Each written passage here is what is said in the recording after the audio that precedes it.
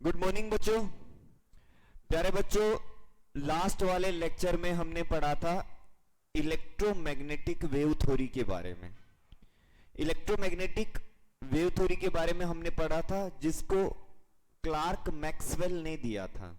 ठीक है बच्चों, हमने वहां पे वेव मोशन के बारे में पढ़ा, वेव लेंथ के बारे में पढ़ा, फ्रीक्वेंसी के बारे में पढ़ा, वेव नंबर के बारे में पढ़ा, टाइम पीरियड के बारे में पढ़ा। बच्चों आज मैं तुम्हें इलेक्ट्रोमैग्नेटिक वेव थ्योरी जो हमने लास्ट लेक्चर में पढ़ी थी उसके कुछ पॉइंट बताने वाला हूं, कुछ पॉइंट जो क्लार्क मैक्सवेल ने वेव के बारे में बताए थे।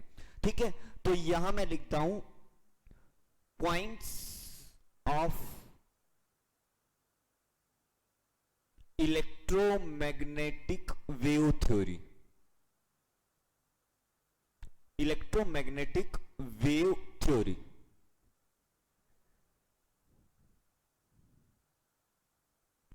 ठीक है बच्चों, जैसा कि मैंने तुम्हें बताया था ये वाली थ्योरी दी थी 1864 में क्लार्क मैक्सवेल ने। ठीक है, और क्लार्क मैक्सवेल ने ये कहा था इसके बारे में कि जो लाइट होती है बच्चों उसका वेव कैरेक्टर होता है, और लाइट का अगर वेव कैरेक्टर होता है, देखो बच्चों लाइट के अंदर रेडिएशंस हैं और वो जो रेडिएशन है उनको नाम दिया था मैक्सवेल ने इलेक्ट्रोमैग्नेटिक रेडिएशन का। तो सबसे पहली बात जो बताई मैक्सवेल ने रेडिएशंस के बारे में या इलेक्ट्रोमैग्नेटिक वेव के बारे में, वो देखो क्या बताई बच्चों। Electromagnetic wave, electromagnetic wave contain both component electric field,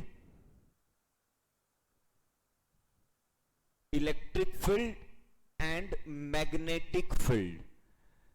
उसने ये कहा कि जो वेव होती है ना उसके अंदर इलेक्ट्रिक फील्ड का कंपोनेंट भी होता है और मैग्नेटिक फील्ड का कंपोनेंट भी होता है। बच्चों हम जानते हैं कि जितने भी मैटर है हमारे पास, जो मैटर होता है उनके अंदर इलेक्ट्रॉन, प्रोटॉन, न्यूट्रॉन होते हैं और कहीं ना कहीं वो इलेक्ट्रिक फील्ड और मैग्नेटिक फील्ड जनरेट करते हैं। तो ऐसा ही मैक्सवेल ने कहा वेव के बारे में कि जो वेव होता है उसके अंदर इलेक्ट्रिक फील्ड कंपोनेंट और मैग्नेटिक फील्ड कंपोनेंट दोनों होते हैं। ठीक है बच्चों, पहली बात ये बताई। दूसरी बात क्या बताई बच्चों मैक्सवेल ने किसी भी वेव के बारे में?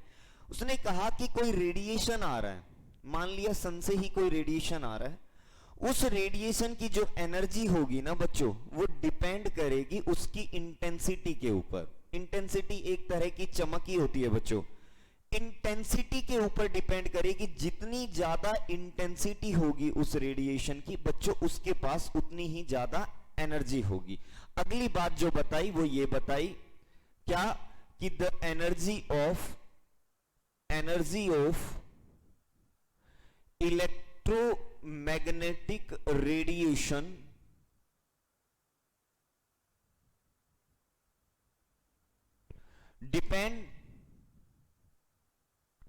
depend on intensity of radiation, intensity of radiation,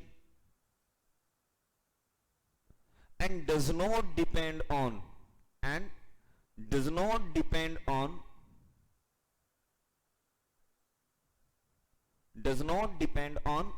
frequency and wavelength of radiation. बच्चों बड़ा इंपॉर्टेंट पॉइंट था, हालांकि बाद में ये गलत साबित हुआ। ऑफ रेडिएशन,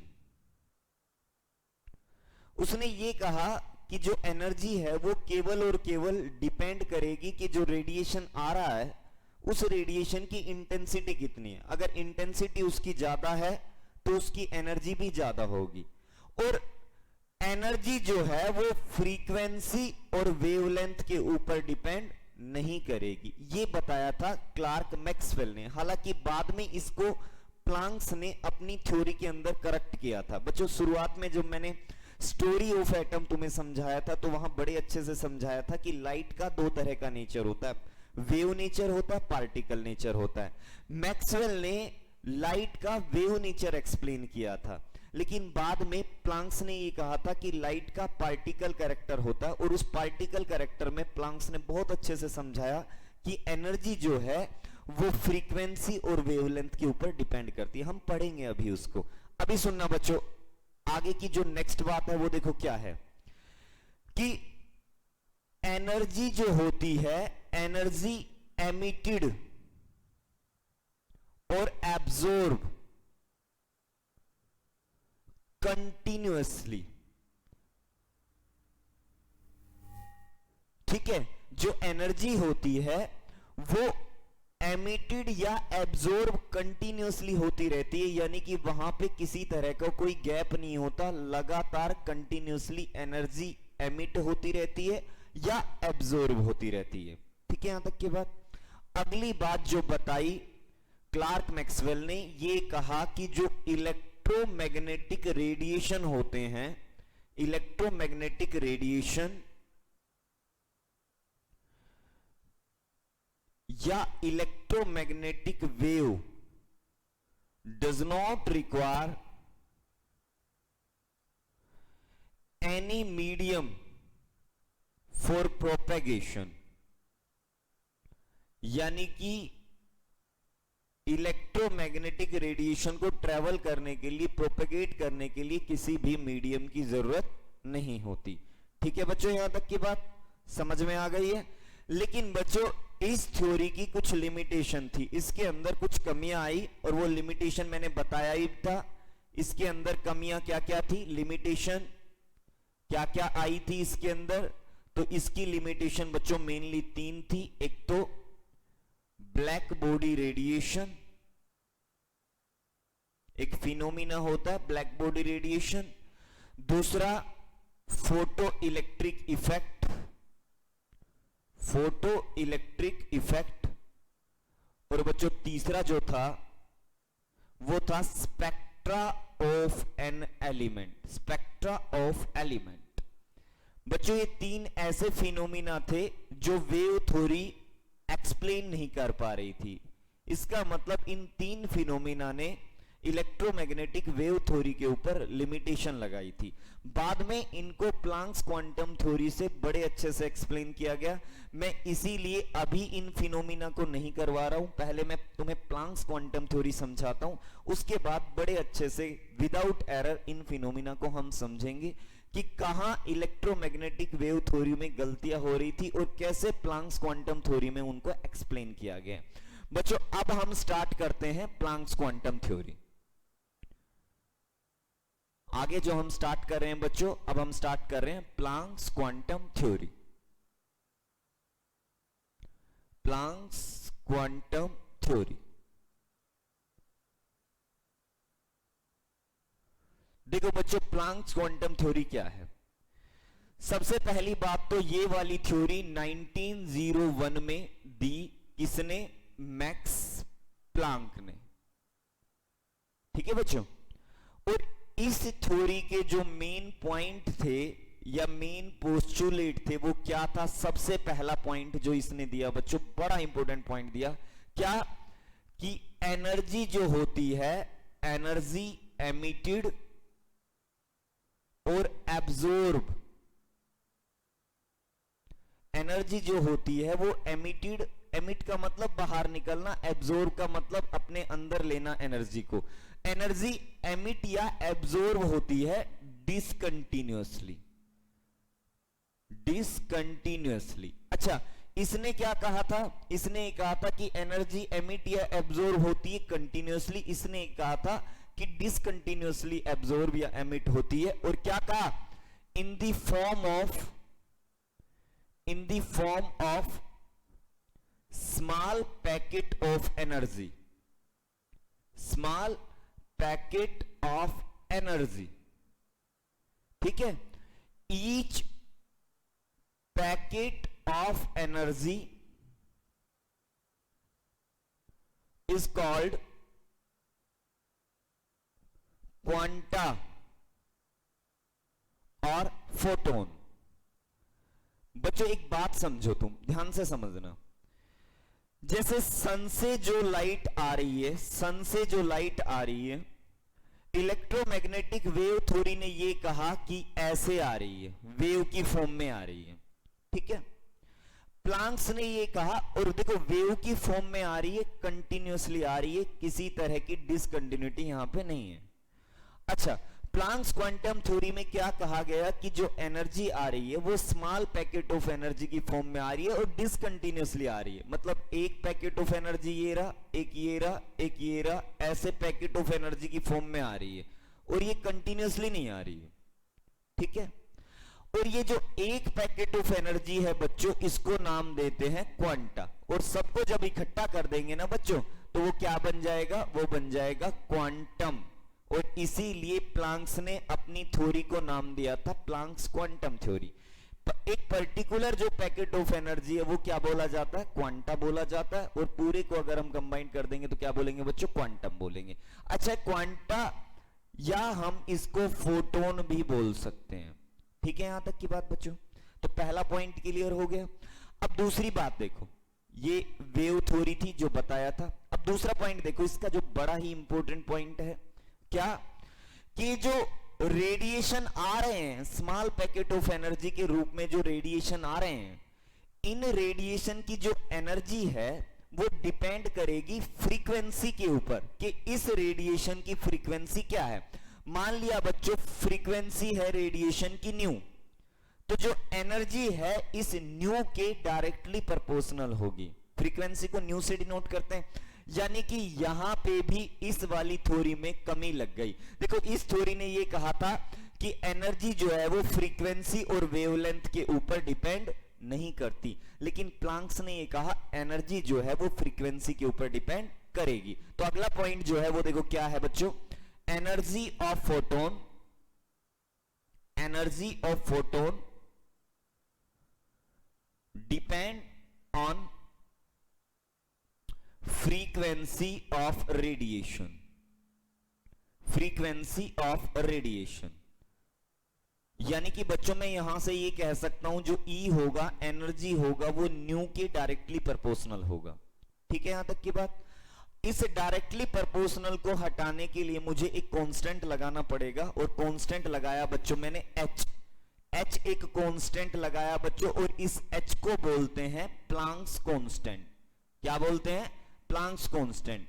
क्योंकि ये वाली थ्योरी प्लांक्स ने दी थी, इसलिए उसने कांस्टेंट को भी क्या नाम रखा बच्चों, प्लांक्स कांस्टेंट। और प्लांक्स कांस्टेंट की वैल्यू फिक्स है, इसकी वैल्यू होती है बच्चों 6.63 into 10 to the power -34 joule second. हालांकि तुम्हें कुछ किताबों में ये भी लिखी हुई मिल सकती है 6.63 इंटू 10 टू दी पावर -27 अर्ग सेकेंड। कोई दिक्कत नहीं है बच्चों, तुम फिजिक्स में पढ़ चुके होगे जूल और अर्ग का कन्वर्जन, तो बस जूल को अर्ग में के अंदर कन्वर्ट किया है और कुछ नहीं किया। वैसे भी तुम जानते हो एक अर्ग के अंदर 10 टू दी पावर -7 जूल होते हैं, पढ़ चुके होंगे शायद तुम। या मैं ये कह सकता हूं 1 जूल के अंदर 10 टू दी पावर 7 अर्ग होते हैं। इस तरह से कन्वर्ट किया गया इसको, और कोई बड़ी बात नहीं है, ठीक है बच्चों। तो बच्चों ये जो फॉर्मूला आया है ना हमारे पास, बड़ा ही इंपॉर्टेंट और बड़ा ही लाजवाब फॉर्मूला है, ठीक है। यहां तक की बात। चलो अब आगे समझना है। देखो बच्चों आगे क्या है इस थ्योरी में, प्लांक्स क्वांटम थ्योरी में बच्चों, अब ये यूनिट जो है हमारी बड़ी मजेदार बनती जाएगी। हर एक टॉपिक अपने आप में लाजवाब होगा, न्यूमेरिकल बेस्ड यूनिट चलेगी अभी कुछ दिन, अच्छे से समझते चलना है, सारे न्यूमेरिकल को सोल्व करते चलना है।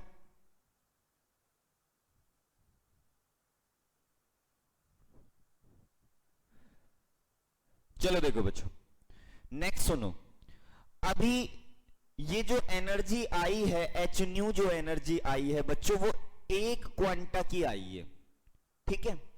मान लो यहां ओवरऑल 10 क्वांटा है, एक क्वांटा की एनर्जी एच न्यू, 2 की कितनी होगी 2 एच न्यू, 3 की कितनी होगी 3 एच न्यू, 4 की कितनी होगी 4 H new.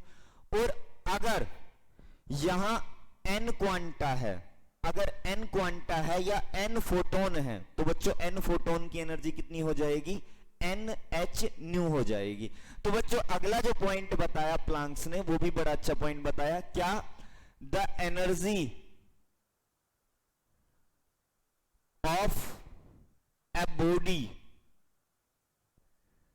Is simple whole number multiple of h nu. समझ गए? एक सिंपल होल नंबर मल्टीपल होगा h न्यू का। जैसे भाई किसी भी बॉडी के पास मान लिया 10 फोटोन है, किसी भी सब्सटेंस के पास 10 फोटोन है, अगर 10 फोटोन है तो टोटल जो एनर्जी होगी वो 10 h न्यू हो जाएगा। एक फोटोन की एनर्जी h न्यू होती है तो 10 की कितनी हो जाएगी, 10 h न्यू। अगर 5 है तो 5 h न्यू, 10 है 4 है तो 4 h न्यू, अगर n है तो n h न्यू। तो मैं यहां लिख देता हूं बच्चों E बराबर होगा n h न्यू। मैं यहां लिख देता हूं फॉर वन फोटोन E बराबर होगा h न्यू।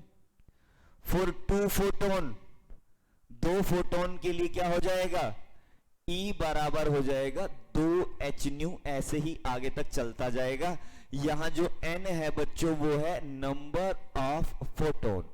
सही है बात? क्लियर है? कोई बड़ी बात नहीं है। अब सुनो आगे की बात बच्चों। नेक्स्ट जो है वो भी बड़े काम की है, क्या, एनर्जी ऑफ रेडिएशन, रेडिएशन की एनर्जी एंड वेवलेंथ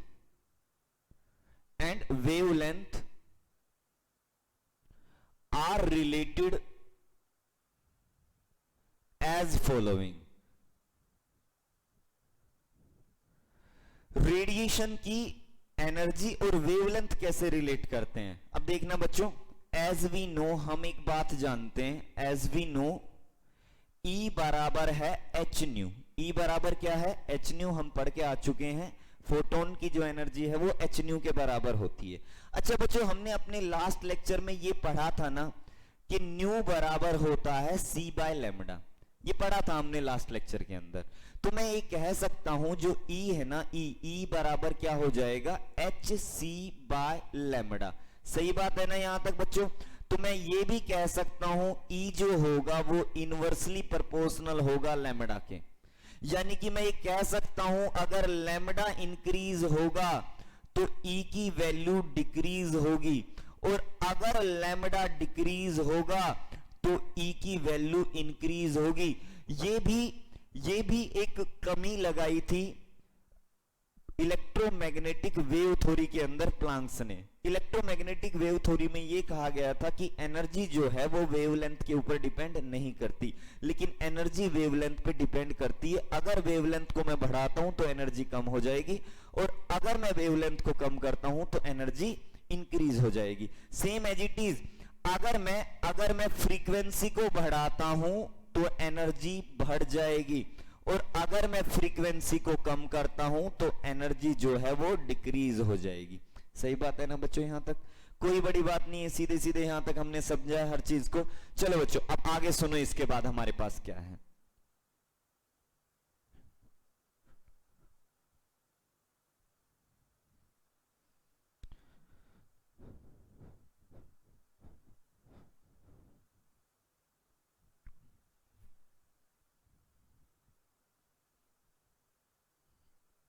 देखो बच्चों आगे की कहानी क्या है हमारे पास, नेक्स्ट समझना। कुछ स्पेशल केस हम पढ़ने वाले हैं, कुछ फॉर्मूला बनाने वाले हैं न्यूमेरिकल को आसानी से सोल्व करने के लिए। चलो बच्चों देखो हम क्या कर रहे हैं। लेट अस कंसीडर, हमने मान लिया, let us consider there are 2 radiation having frequency ν1 and ν2। हमारे पास 2 रेडिएशन है जिनकी फ्रीक्वेंसी ν1 और ν2 है। मैं मान लेता हूं 2 रेडिएशन, एक A मान लिया है, दूसरा मैंने क्या मान लिया है, B मान लिया है। इसकी फ्रीक्वेंसी है ν1, इसकी फ्रीक्वेंसी है ν2। ठीक है यहां तक की बात? अब बच्चों हम एक बात जानते हैं, एनर्जी जो होती है E जो होता है E बराबर होता है एच न्यू। अब H जो है H तो है एक कांस्टेंट, कांस्टेंट तो दोनों के लिए सेम होगा। अब बच्चों मैंने इसकी एनर्जी निकाली, इस वाले रेडिएशन की एनर्जी निकाली, मैं E1 से डिनोट कर रहा हूं, E1 बराबर आ गई H न्यू 1। ठीक है, इसकी एनर्जी निकाली बच्चों, E2 बराबर आ गई H न्यू 2। ठीक है बच्चों, अब मैंने E1 और E2 को डिवाइड किया बच्चों, E1 by E2 is equals to H nu 1 divide by H nu 2। H से H कैंसिल हो गया बच्चों, E1 बाय E2 बराबर आ गया न्यू 1 बाय न्यू 2। सही बात है, यहां तक समझ में आ गई। कई बार तुम्हें दो रेडिएशन दे देगा, दो रेडिएशन दे देगा, दोनों की फ्रीक्वेंसी दे देगा, ठीक है, और उनकी एनर्जी को कंपेयर कराएगा। तो इस तरीके से एनर्जी को कंपेयर कर देना, E1 बाय E2 बराबर हो जाएगा V1 अपॉन V2। कोई बड़ी बात नहीं है। अब सुनो आगे की कहानी क्या है। अगर फ्रीक्वेंसी ना दे, हमें वेवलेंथ दे दे, तो हम कैसे फॉर्मूला बनाएंगे। अगला है हमारे पास, let us consider there are two radiation having wavelength lambda 1 and lambda 2। दो रेडिएशन है जिनकी वेवलेंथ lambda 1 और lambda 2 है। चलो बच्चों मैंने मान लिया एक रेडिएशन A है और दूसरा B है, ठीक है। इसकी वेवलेंथ दी हुई है lambda 1, इसकी वेवलेंथ दी हुई है lambda 2। अब हम एक बात जानते हैं, E बराबर होता है hc बाय लैम्डा। देखो बच्चों H एक कांस्टेंट है, C एक कांस्टेंट है। C होता है वेलोसिटी ऑफ लाइट। C क्या है यहां, C is equals to velocity of light, और वेलोसिटी ऑफ लाइट की वैल्यू फिक्स है 3 into 10 to the power 8 metre per second. सही बात है, ये वैल्यू तो बच्चों फिक्स है। अब ये भी कांस्टेंट, ये भी कांस्टेंट, इसका मतलब बच गया ये दिया हुआ है लैम्डा 1 और लैम्डा 2 दिया हुआ है। मैं सबसे पहले बच्चों निकालता हूं E1 की वैल्यू। E1 क्या होगा, पहले वाले रेडिएशन की एनर्जी क्या होगी, Hc बाय लैम्डा 1, ठीक है। दूसरे वाले रेडिएशन की एनर्जी क्या होगी, E2 बराबर हो जाएगा Hc बाय लैम्डा 2। सही बात है। अच्छा, E1 बाय E2 कितना आया बच्चों, E1 by E2 is equals to Hc by lambda 1 divide by Hc by lambda 2। Hc से Hc कैंसिल हो गया। बताना जरा बच्चों क्या आया, E1 upon E2 is equals to lambda 2 upon lambda 1। सही बात है ना, क्लियर है। इसके ऊपर न्यूमेरिकल कराऊंगा तुम्हें बाद में, नेक्स्ट वाले लेक्चर में हम केवल न्यूमेरिकल करेंगे।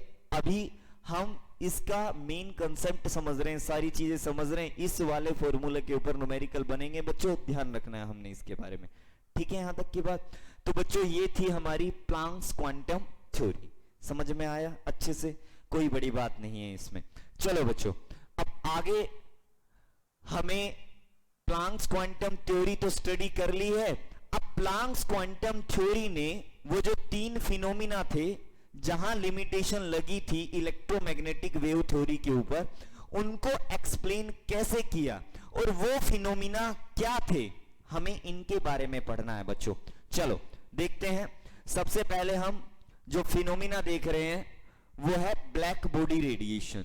क्या होता है ब्लैक बॉडी रेडिएशन, सुनना जरा ध्यान से।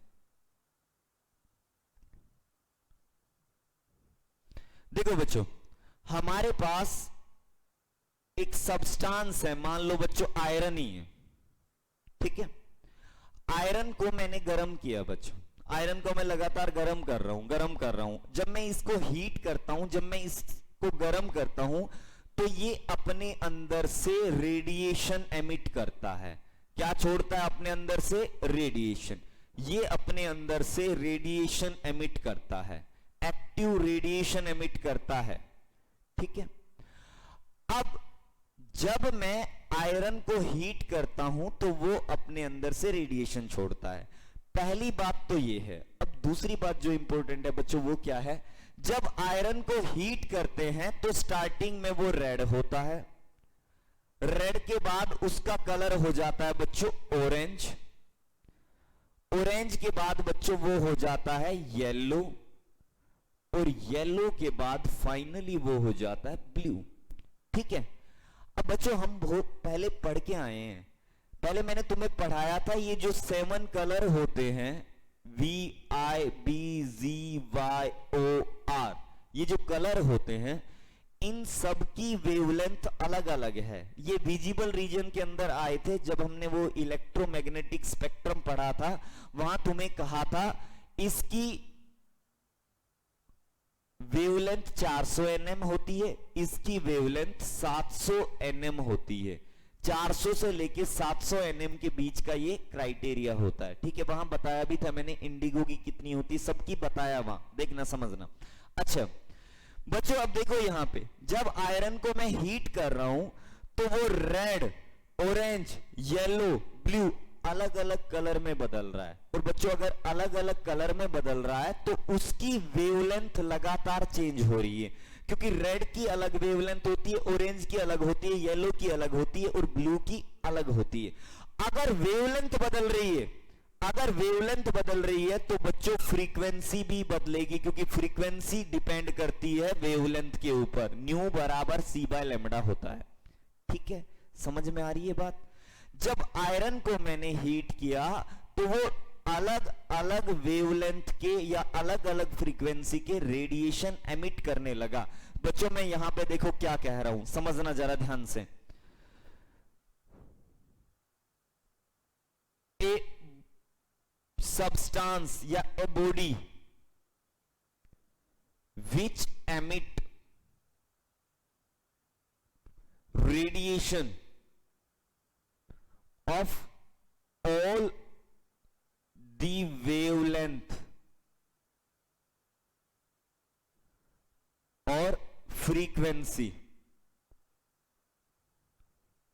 is known as black body, is known as black body। जो अलग अलग तरह के वेवलेंथ और फ्रीक्वेंसी के रेडिएशन अपने अंदर से एमिट कर रहा है उसको क्या बोलते हैं, ब्लैक बॉडी। यानी कि इसको मैं क्या नाम दूंगा, इस आयरन को मैं क्या नाम दूंगा बच्चों, इसको मैं नाम दूंगा ब्लैक बॉडी। और ब्लैक बॉडी से जो रेडिएशन एमिट होते हैं, या मैं लिख देता हूं the radiation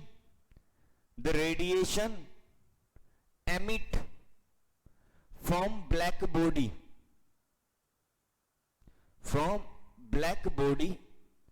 is known as black body radiation। Black body radiation, उन रेडिएशन को मैं क्या नाम दूंगा बच्चों, ब्लैक बॉडी रेडिएशन। इसका मतलब जो ये रेडिएशन एमिट हो रहे हैं ना, इन रेडिएशन को मैं क्या नाम दूंगा, ब्लैक बॉडी रेडिएशन। सही बात है, यहां तक क्लियर है, कोई बड़ी बात नहीं है। ये था एक्चुअल फिनोमिना जो हमें ऑब्जर्व हो रहा था। लेकिन बच्चों हमारी जो इलेक्ट्रोमैग्नेटिक वेव थ्योरी है वो पता क्या कहती है, वो ये कहती है कि जब हम टेम्परेचर को बढ़ाएंगे या एनर्जी इंक्रीज कर रहे हैं तो जो एनर्जी है वो इंटेंसिटी के ऊपर डिपेंड करती है, वेवलेंथ और फ्रीक्वेंसी के ऊपर डिपेंड नहीं करती।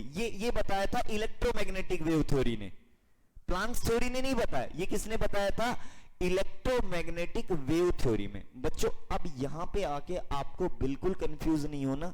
मैं पहले तुम्हें पता क्या बता रहा हूं, मैं पहले ये बता रहा हूं कि black body radiation electromagnetic wave theory की एक लिमिटेशन थी।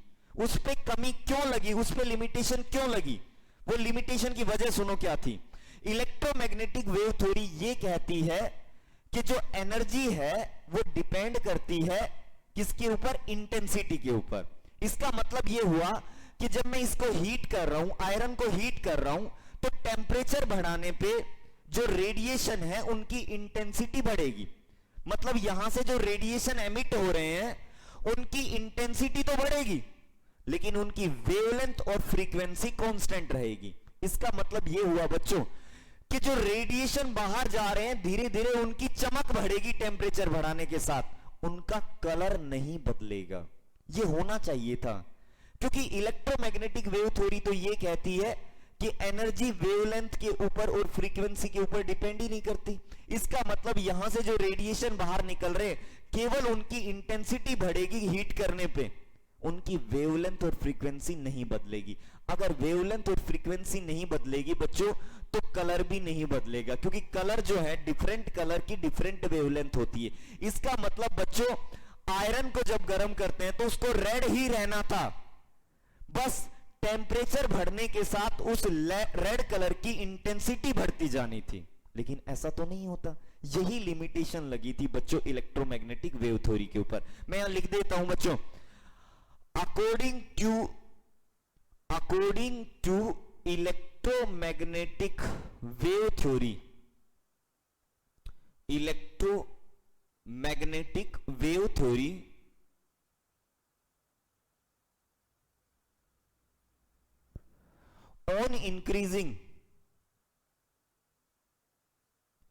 on increasing temperature, intensity and amplitude of radiation increase while wavelength and frequency will remain constant, will remain constant। ठीक है, ये बात बताई थी किसने? इलेक्ट्रोमैग्नेटिक वेव थ्योरी ने। अगर वेवलेंथ और फ्रीक्वेंसी बच्चों कांस्टेंट रहेगी तो कलर भी सेम ही रहेगा, क्योंकि अगर वेवलेंथ चेंज नहीं हो रही, अगर वेवलेंथ चेंज नहीं हो रही, मान लिया यहां से जो रेडिएशन बाहर निकल रहे हैं उनकी वेवलेंथ 700 नैनोमीटर थी और गर्म करने पे भी 700 ही रहती है, तो कलर तो रेड ही रहेगा, बस वो रेड की इंटेंसिटी बढ़ती जाएगी, चमक बढ़ती जाएगी। तो मैं यहां लिख देता हूं, so emit radiation have same colour.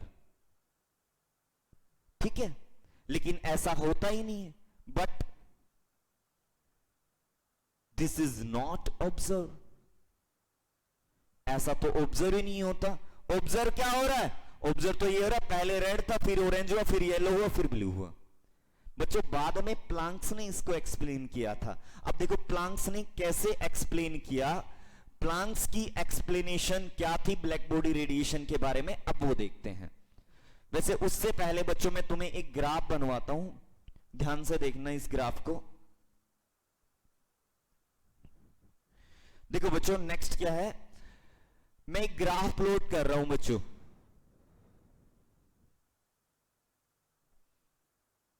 इधर ले रहा हूं मैं इंटेंसिटी, इधर ले रहा हूं मैं टेम्परेचर। बच्चों पता क्या ऑब्जर्व किया जाता है, जैसे जैसे टेम्परेचर बढ़ता है वैसे वैसे किसी भी कलर की इंटेंसिटी बढ़ती है और वो एक मैक्सिमम वैल्यू पे पहुंच के डिक्रीज होना स्टार्ट हो जाती है। जैसे शुरुआत में कलर कैसा था? रेड था। मैं टेम्परेचर बढ़ा रहा हूं, रेड की इंटेंसिटी बढ़ती जाएगी बढ़ती जाएगी बढ़ती जाएगी, एक पर्टिकुलर पॉइंट पे मैक्सिमम पहुंचेगी, उसके बाद वो रेड कन्वर्ट होना स्टार्ट हो जाएगा ऑरेंज के अंदर। इसका मतलब अब रेड की इंटेंसिटी धीरे धीरे डिक्रीज होती जाएगी, डिक्रीज होती जाएगी, डिक्रीज होती जाएगी। मान लो बच्चों ये टेम्परेचर था T2 टेम्परेचर के ऊपर ऐसा हुआ और T1 टेम्परेचर के ऊपर ऐसा हुआ। ये कितना टेम्परेचर बच्चों? T1। अब तुम्हें नजर आ रहा है ये जो वेव बन रही है, इस वेव में कौन सी वेव का एम्पलीट्यूड ज्यादा है? इस वेव का एम्पलीट्यूड ज्यादा है। एम्पलीट्यूड क्या होता है? हाइट ऑफ क्रस्ट या डेप्थ ऑफ ट्रफ। अब तुम्हें नजर आ रहा है कि इस T2 टेम्परेचर वाली वेव का एम्पलीट्यूड ज्यादा है। अभी देखो बच्चों इसने एक बात कही थी कि टेम्परेचर बढ़ने के साथ इंटेंसिटी और एम्पलीट्यूड बढ़ता है। इंटेंसिटी बढ़ रहा है, एम्पलीट्यूड भी बढ़ेगा। इसका मतलब बच्चों ये हुआ T2 टेम्परेचर जो है वो ज्यादा है T1 से, क्योंकि T2 टेम्परेचर के ऊपर एम्पलीट्यूड ज्यादा है, जिसका एम्पलीट्यूड ज्यादा वहां टेम्परेचर भी ज्यादा है। ठीक है यहां तक की बात। चलो बच्चों अब आगे सुनना, प्लांक्स ने कैसे एक्सप्लेन किया। Planck's explanation for black body radiation.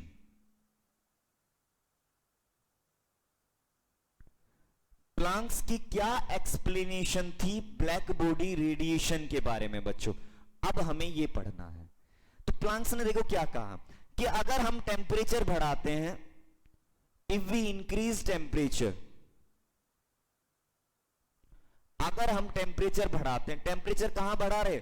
इस आयरन को हम हीट कर रहे हैं, गर्म कर रहे हैं, तो टेम्परेचर लगातार बढ़ा रहे हैं। तो बच्चों जब टेम्परेचर बढ़ाते हैं तो इस आयरन के अंदर बहुत सारे एटम हैं और वो एटम वाइब्रेट कर रहे हैं।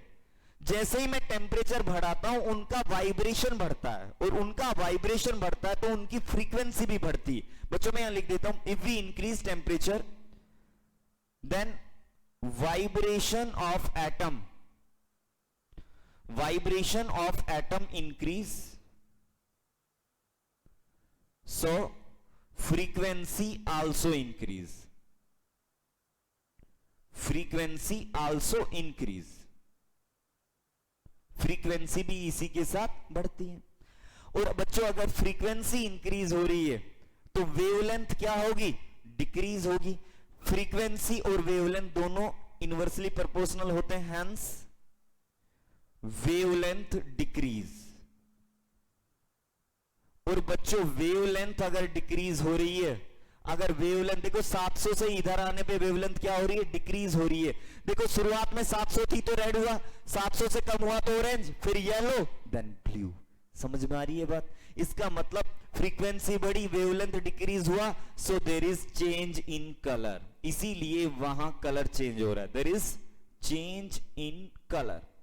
इसीलिए बच्चों वहां कलर चेंज हो रहा है। और कलर कैसे चेंज हो रहा है?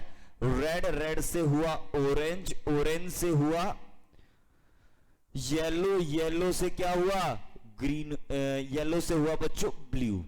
ठीक है, इधर जाने पे फ्रीक्वेंसी तो बढ़ रही है और लैम्डा डिक्रीज हो रहा है। सही बात है, क्लियर है? देखो ब्लैक बॉडी रेडिएशन को कितने अच्छे से एक्सप्लेन कर दिया प्लांक्स ने। और ये लिमिटेशन लगी थी बच्चों किसके ऊपर? इलेक्ट्रोमैग्नेटिक वेव थ्योरी के ऊपर। समझ में आ गई है बिल्कुल अच्छे से? अब बच्चों हम नेक्स्ट हमारा टॉपिक पढ़ते हैं, फोटो इलेक्ट्रिक इफेक्ट, जो लिमिटेशन लगी थी इलेक्ट्रोमैग्नेटिक वेव थ्योरी के ऊपर। समझना भी बच्चों, फोटो इलेक्ट्रिक इफेक्ट बहुत अच्छा टॉपिक है, न्यूमेरिकल बनते हैं बहुत सारे इसके ऊपर। हमारा नेक्स्ट लेक्चर जो होगा ना बच्चों, प्लांक्स क्वांटम थ्योरी के ही न्यूमेरिकल स्टडी करेंगे हम अपने नेक्स्ट लेक्चर के अंदर।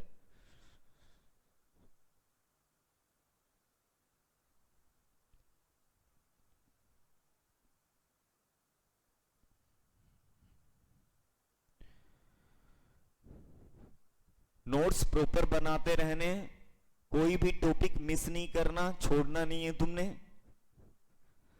लेक्चर अगर लेंथ में ज्यादा होता है तो बच्चों कोई बात नहीं है, 2 बार देख सकते हो तुम उसको, इवनिंग टाइम में या मॉर्निंग टाइम में, जब भी टाइम लगे तुम्हें 2 बार देख सकते हो उसको। चलो बच्चों, इसके बाद नेक्स्ट फिनोमिना है हमारा photo electric effect. Photo electric effect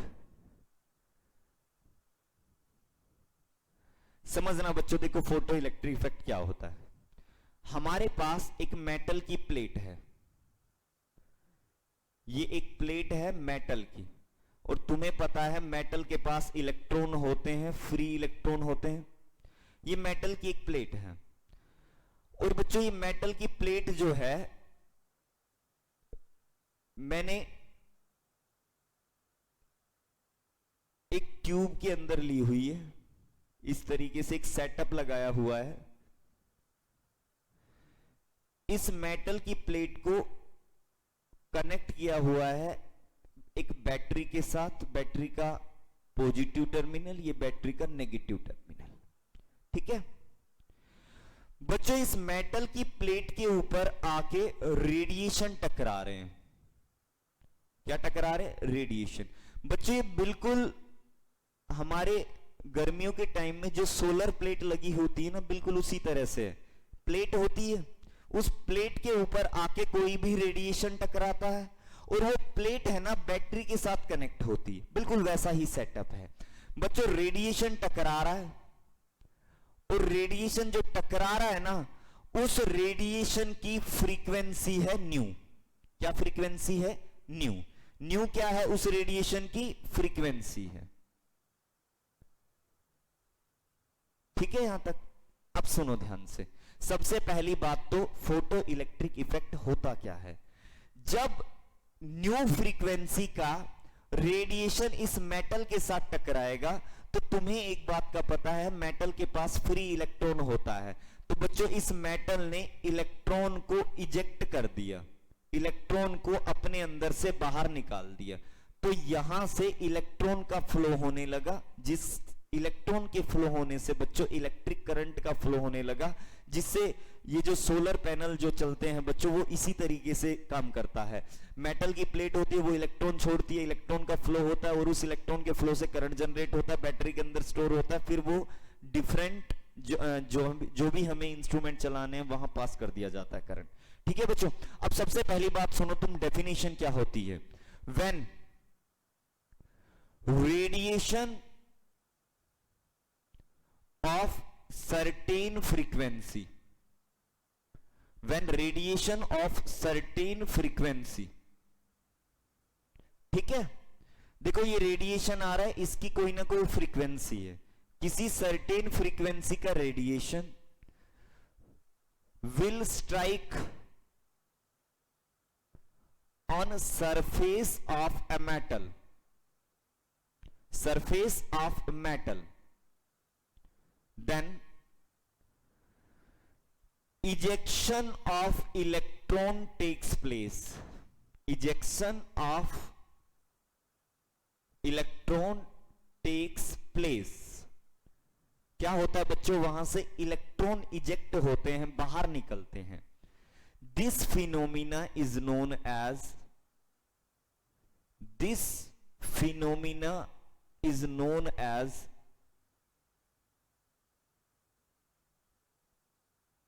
photo electric effect. ठीक है बच्चों यहां तक की बात? अब सुनो जरा ध्यान से। ये जो इलेक्ट्रॉन यहां से बाहर निकला है बच्चों, इस इलेक्ट्रॉन को नाम देते हैं फोटो इलेक्ट्रॉन। क्या नाम देते हैं? Photo electron. मैं लिख भी देता हूं यहां, the ejected electron, the ejected electron is known as photo electron. क्या नाम देते हैं हम इनको? फोटो इलेक्ट्रॉन का नाम देते हैं। ठीक है यहां तक की बात? अब अगली बात सुनो बच्चों, यहां पे क्या है, न्यू फ्रीक्वेंसी का रेडिएशन आ रहा है। अब कहानी क्या है यहां? एक बात बताओ मुझे, जो सोलर प्लेट होती है, क्या कैसा भी वेदर हो वो काम करती है? ऐसा नहीं होता बच्चों। जिस दिन धूप नहीं निकलती उस दिन वो वर्क नहीं करती। जिस दिन तेज धूप होती है, जिस दिन तेज धूप होती है वहां उस दिन वो बड़ा अच्छे से काम करती है। इसका मतलब बच्चों, ये जो इलेक्ट्रॉन बाहर निकल रहे हैं, ये जो रेडिएशन आ रहे हैं, इस रेडिएशन की एनर्जी के ऊपर डिपेंड करता है कि इलेक्ट्रॉन बाहर जाएगा या नहीं जाएगा। और एनर्जी जो होती है रेडिएशन की, वो फ्रीक्वेंसी के ऊपर डिपेंड करती है। इसका मतलब ये हुआ बच्चों कि इस मेटल को अपने अंदर से इलेक्ट्रॉन बाहर करने के लिए एक पर्टिकुलर फ्रीक्वेंसी का रेडिएशन चाहिए। अगर उस पर्टिकुलर फ्रीक्वेंसी से कम का रेडिएशन आ रहा है इसकी तरफ, तो इलेक्ट्रॉन बाहर नहीं जाएगा। और वो मिनिमम फ्रीक्वेंसी जिस फ्रीक्वेंसी से यहां से इलेक्ट्रॉन बाहर जा सकता है, उस फ्रीक्वेंसी को बोलते हैं थ्रेशोल्ड फ्रीक्वेंसी। देखो दोबारा समझना बात को, यहां से जो रेडिएशन आ रहा है न्यू फ्रीक्वेंसी का आ रहा है। अब ऐसा पॉसिबल नहीं है कि चाहे न्यू की वैल्यू कुछ भी हो यहां से इलेक्ट्रॉन बाहर जाएगा, नहीं। एक पर्टिकुलर फ्रीक्वेंसी से अगर कम का रेडिएशन आ रहा है तो यहां से इलेक्ट्रॉन बाहर नहीं जाएगा। और वो पर्टिकुलर फ्रीक्वेंसी, जिस फ्रीक्वेंसी पे यहां से इलेक्ट्रॉन इजेक्ट होगा, उसको नाम देते हैं थ्रेशोल्ड फ्रीक्वेंसी का। यहां पे मैं लिख देता हूं बच्चों, the minimum frequency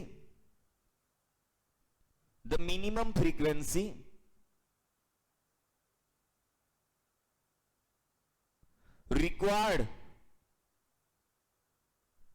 for ejection of electron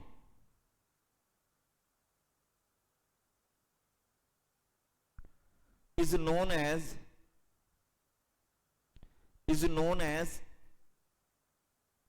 threshold frequency. Threshold frequency क्या नाम देते हैं बच्चों? थ्रेशोल्ड फ्रीक्वेंसी, और इसको न्यू नोट से डिनोट करते हैं। देखो ये न्यू तो फ्रीक्वेंसी है जो रेडिएशन की आ रही है इसकी तरफ, और न्यू नोट इस मेटल को चाहिए अपना इलेक्ट्रॉन बाहर करने के लिए।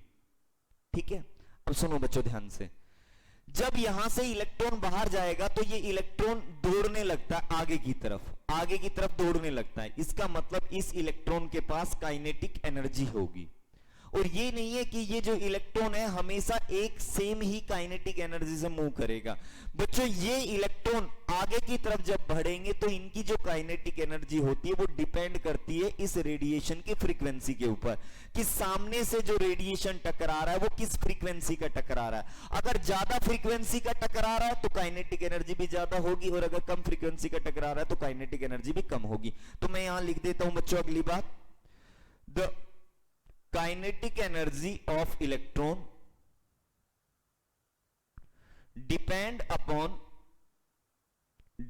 upon frequency of radiation। frequency of radiation, radiation की फ्रीक्वेंसी के ऊपर डिपेंड करता है। ठीक है यहां तक की बात। अब सुनो आगे की कहानी क्या है। इस मेटल से एक सेकंड में कितने फोटो इलेक्ट्रॉन बाहर जाएंगे?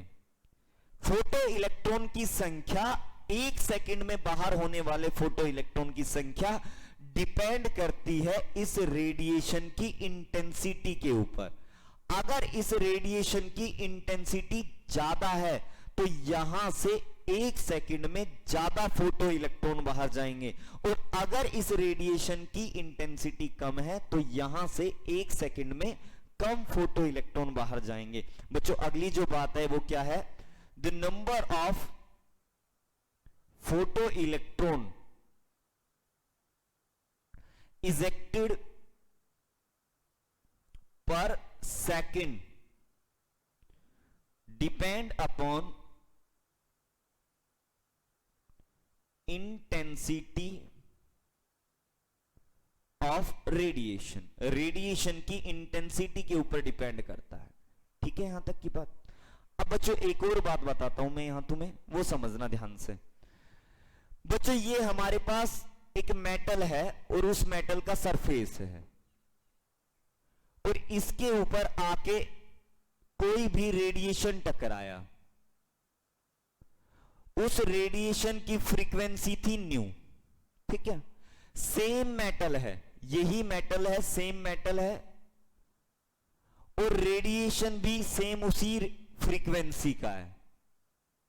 रेडिएशन जो है वो भी सेम फ्रीक्वेंसी का है, न्यू का ही। अब सुनो जरा काम की बात क्या है। ये जो रेडिएशन था इसकी इंटेंसिटी ज्यादा थी, मोर इंटेंसिटी, और ये जो रेडिएशन था इसकी इंटेंसिटी कम थी, लेस इंटेंसिटी। हालांकि दोनों की फ्रीक्वेंसी बराबर है, बस अंतर किस चीज का? इंटेंसिटी। मतलब जो रेडिएशन आ रहा है एक के अंदर ज्यादा इंटेंस है, एक ज्यादा चमक वाला है, दूसरा कम इंटेंस है।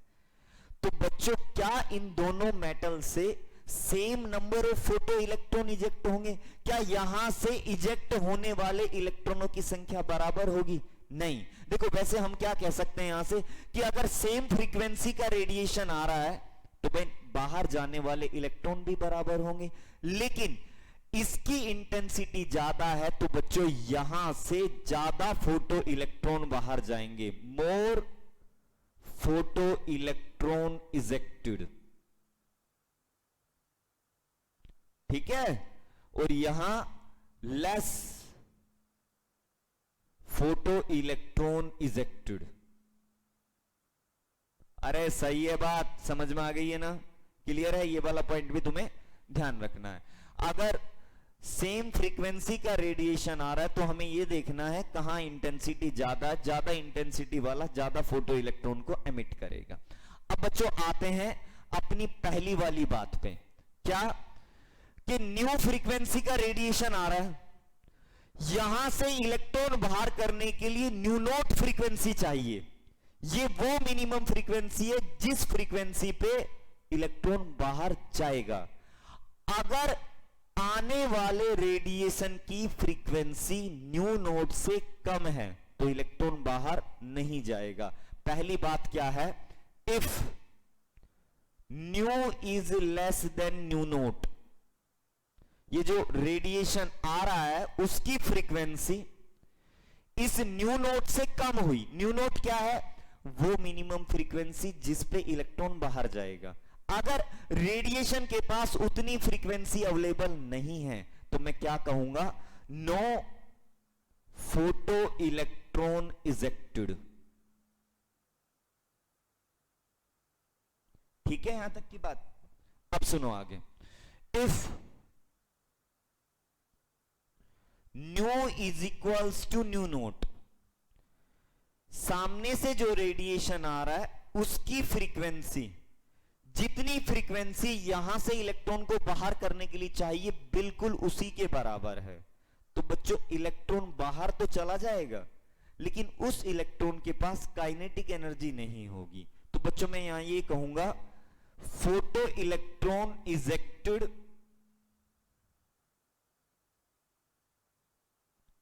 With zero kinetic energy. ठीक है, अब अगली बात सुनो, if nu is greater than new naught, सामने से जो रेडिएशन आ रहा है उसकी फ्रीक्वेंसी बाहर करने के लिए, जो इलेक्ट्रॉन को बाहर करने के लिए जो फ्रीक्वेंसी चाहिए उससे ज्यादा है।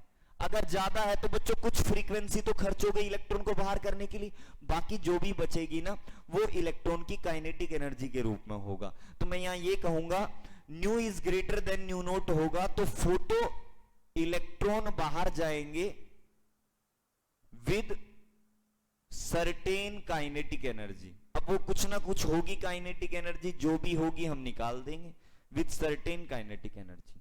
ठीक है यहां तक की बात समझ में आ गया। ये था हमारा फोटो इलेक्ट्रिक इफेक्ट। बच्चों इस फोटो इलेक्ट्रिक इफेक्ट को बाद में प्लांक्स क्वांटम थ्योरी से एक्सप्लेन किया, और किसने एक्सप्लेन किया, आइंस्टाइन ने। बच्चों आइंस्टाइन ने प्लांक्स क्वांटम थ्योरी को बेस मानते हुए फोटो इलेक्ट्रिक इफेक्ट को दोबारा एक्सप्लेन किया अपने अकॉर्डिंग। वो देखेंगे हम कैसे किया उन्होंने एक्सप्लेन। अभी ये था हमारा शुरुआत में फोटो इलेक्ट्रिक इफेक्ट जो था। हालांकि इस इफेक्ट के ऊपर इलेक्ट्रोमैग्नेटिक वेव थ्योरी पे तो कमी लगती ही है, क्योंकि इलेक्ट्रोमैग्नेटिक वेव थ्योरी तो एक सीधी सी बात बताती है कि ये जो रेडिएशन आ रहे हैं इलेक्ट्रॉन बाहर होगा या नहीं होगा वो केवल और केवल इंटेंसिटी पे डिपेंड करेगा, लेकिन ऐसा नहीं होता, वो डिपेंड करता है फ्रीक्वेंसी के ऊपर। ठीक है, और इलेक्ट्रोमैग्नेटिक वेव थ्योरी तो किसी तरह का आधार मानती ही नहीं फ्रीक्वेंसी और वेवलेंथ को, तो ये एक बड़ी गड़बड़ थी इलेक्ट्रोमैग्नेटिक वेव थ्योरी के अंदर। अब बच्चों फोटो इलेक्ट्रिक इफेक्ट को आइंस्टाइन ने जो एक्सप्लेन किया था वो पढ़ते हैं। बड़ी लाजवाब एक्सप्रेशन आएगी जिसके ऊपर न्यूमेरिकल भी बहुत सारे बनते हैं, अच्छे से समझना है तुम्हें। हटा देता हूं मैं इसको अभी तो यहां से।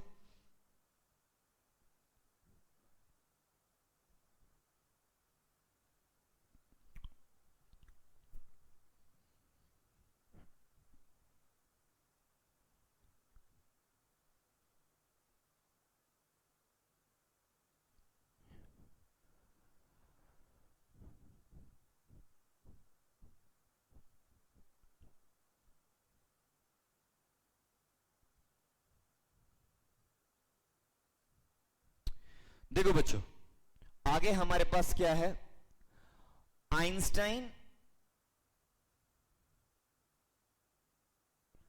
Explanation for photo electric effect.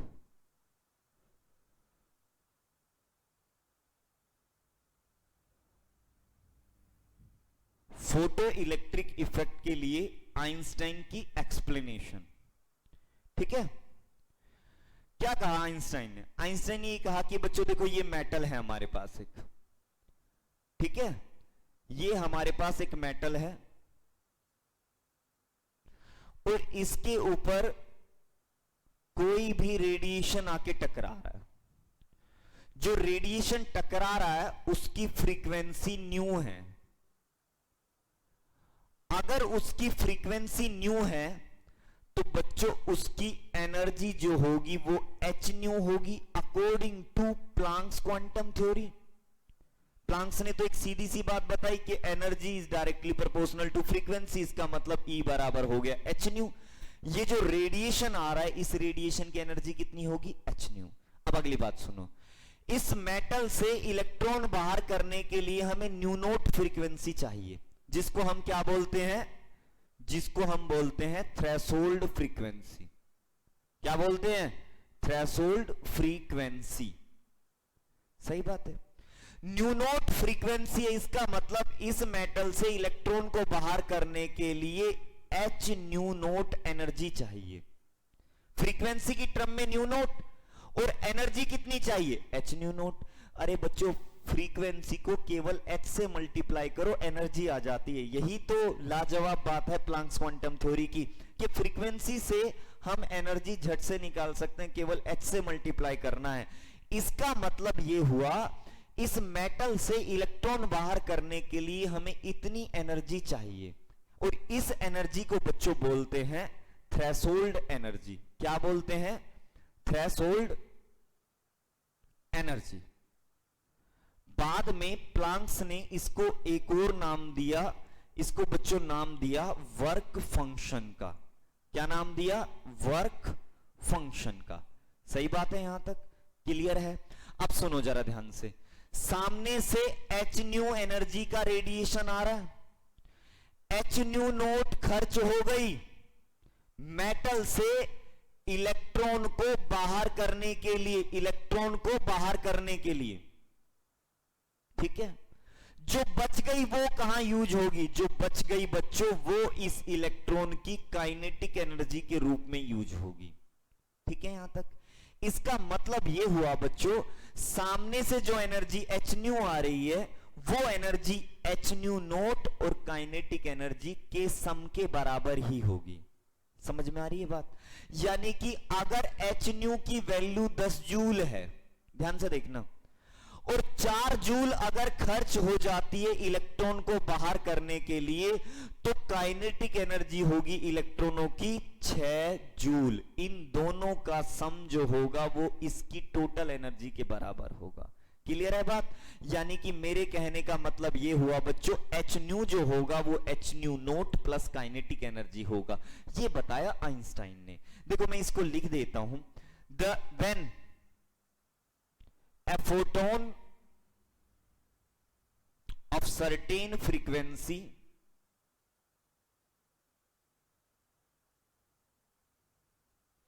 is strike on a metal surface, then sum of energy is used to eject the electron। तो उस टाइम पे क्या होगा, कुछ एनर्जी तो यूज होगी इलेक्ट्रॉन को बाहर करने के लिए, जो कि ये थ्रेशोल्ड एनर्जी, जिसको हम वर्क फंक्शन या थ्रेशोल्ड एनर्जी भी बोलते हैं, दैट इज वर्क फंक्शन। ठीक है, और बची हुई energy and remaining energy, remaining energy is given to electron। बची हुई एनर्जी इलेक्ट्रॉन को दे दी जाएगी in the form of kinetic energy. Electron को दे दी जाएगी काइनेटिक एनर्जी के रूप में। इसका मतलब यह हुआ बच्चों, एच न्यू जो होगा, एच न्यू जो होगा वो किसके बराबर होगा, H new note plus kinetic energy. मैं इस एच न्यू नोट को इधर ला रहा हूं, H new minus H new note बराबर काइनेटिक एनर्जी। एच कॉमन निकाल रहा हूं, न्यू माइनस न्यू नोट बराबर काइनेटिक एनर्जी होती है बच्चों 1/2 mv²।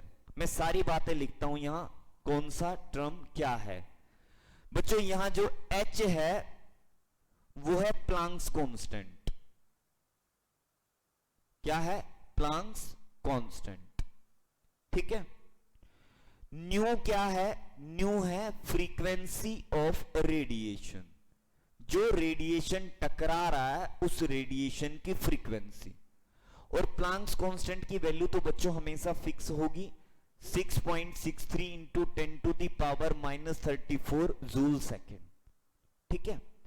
न्यू नोट क्या है बच्चों? न्यू नोट है थ्रेशोल्ड फ्रीक्वेंसी, थ्रेशोल्ड फ्रीक्वेंसी। सही है। अच्छा, इसके बाद एक और बात करता हूं मैं, क्या m क्या है? m है बच्चों मास ऑफ इलेक्ट्रॉन। इलेक्ट्रॉन का मास, जो इलेक्ट्रॉन यहां से बाहर निकल रहा है उसकी ही तो काइनेटिक एनर्जी हम देख रहे हैं। इलेक्ट्रॉन का मास लेना है और मास ऑफ इलेक्ट्रॉन हमेशा लेना है बच्चों 9.1 into 10 to the power -31 kilogram या 9.1 into 10 to the power -28 gram, ये लेना है। ठीक है, हो गया यहां तक की बात क्लियर है? ये ले लेना है, जब भी तुम्हारा यूज होगा तो हमने ये वैल्यू लिख देनी है वहां पे। अब सुनो आगे की कहानी क्या है। अब आगे की कहानी ये है हमारे पास, v क्या है बच्चों? v है वेलोसिटी ऑफ इलेक्ट्रॉन, इलेक्ट्रॉन की वेलोसिटी। ठीक है, क्लियर है? अब सुनो आगे की बात। जो हमारा फॉर्मूला है बच्चों वो है H new minus H new note बराबर हाफ के ई, सॉरी इज इक्वल्स टू के ई, काइनेटिक एनर्जी। ठीक है। ये जो एच न्यू नोट है ना बच्चों, एच न्यू नोट है थ्रेशोल्ड एनर्जी, या इसको वर्क फंक्शन भी बोलते हैं। एच न्यू जो होता है बच्चों वो तो एनर्जी ऑफ रेडिएशन है, इसको वर्क फंक्शन भी बोल सकते हैं, W बराबर काइनेटिक एनर्जी। यहां W क्या है मैं लिख देता हूं, W is equals to work function. क्या है? Work function.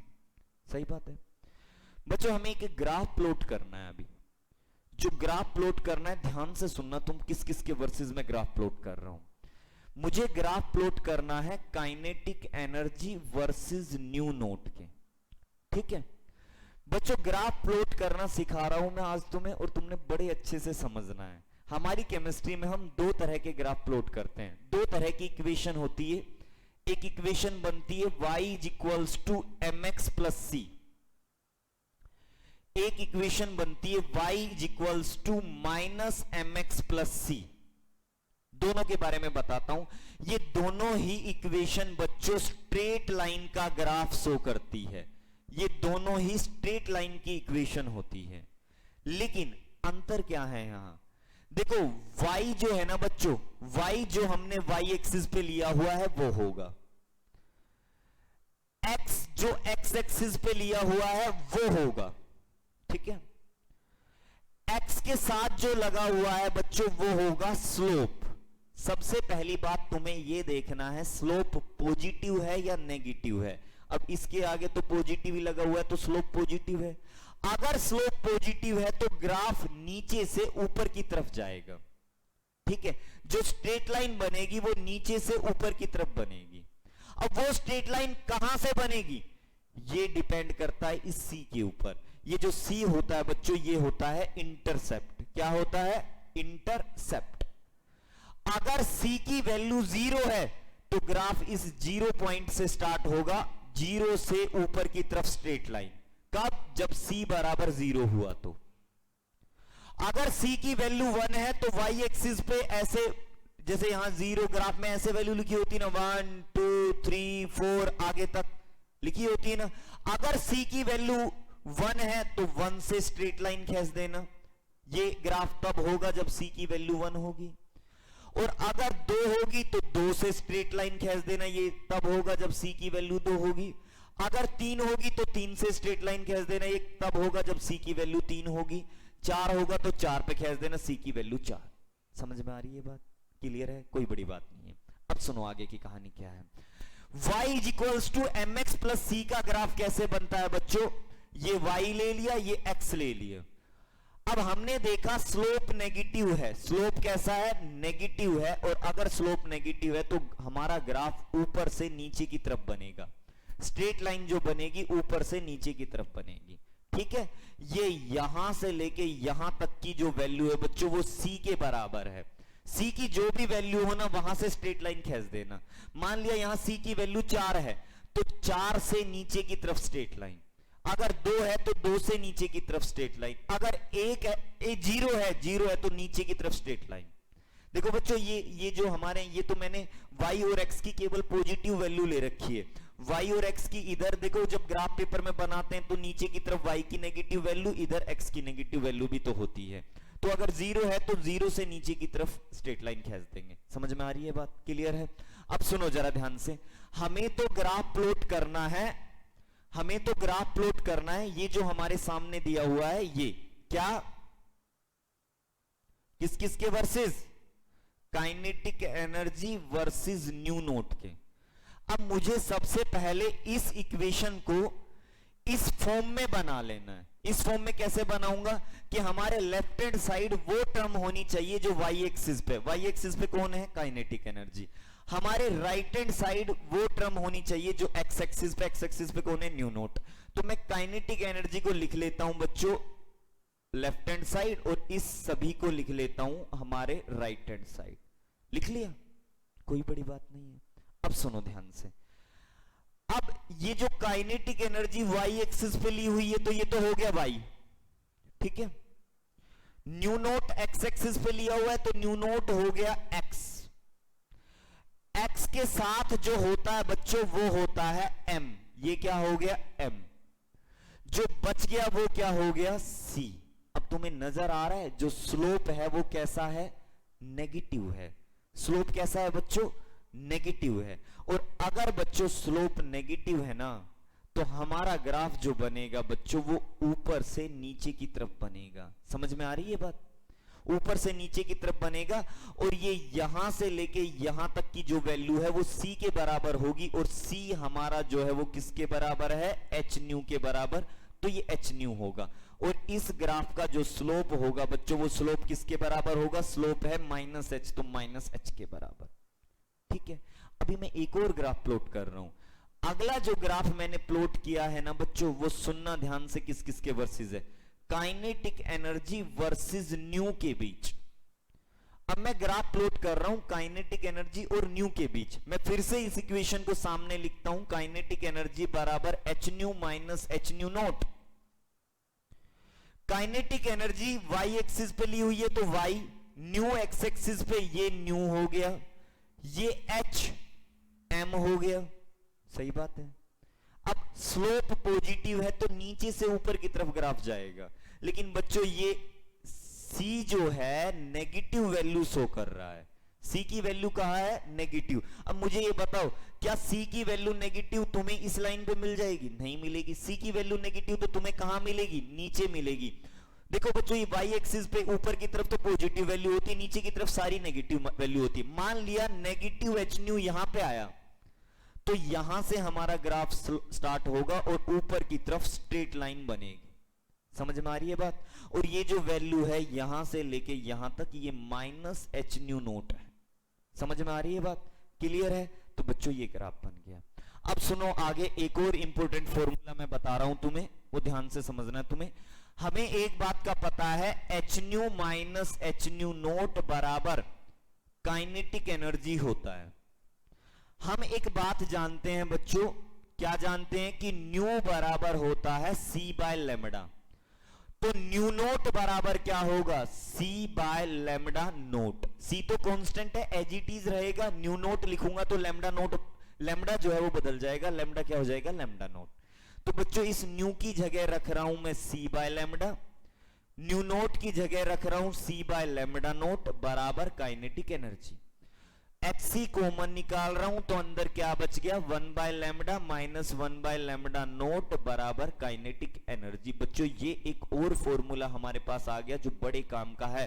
अगर तुम्हें फ्रीक्वेंसी की जगह वेवलेंथ दे देता है तो किस किस की वेवलेंथ दे देता है, वेवलेंथ दे देता है आने वाले रेडिएशन की, और वेवलेंथ दे देता है जो हमें चाहिए मेटल से इलेक्ट्रॉन बाहर करने के लिए। समझ में आ गई बात। बच्चों हम बड़े आराम से वहां से भी काइनेटिक एनर्जी निकाल देंगे। देखो यहां तक आज हमने थ्योरेटिकल कंसेप्ट पढ़े हैं, डेरिवेशन किए हैं, चीजों को अच्छे से समझा है। इनको बहुत अच्छे से करना है बच्चों, कल मैं इनके केवल तुम्हें न्यूमेरिकल कराऊंगा। अगर तुम टॉपिक को बहुत अच्छे से करते हो तो न्यूमेरिकल करने में ज्यादा कोई दिक्कत नहीं आएगी। अच्छे से समझना, जहां कोई प्रॉब्लम आती है मुझसे पूछना, कल हम इसके न्यूमेरिकल करेंगे। ठीक है बच्चों, थैंक यू।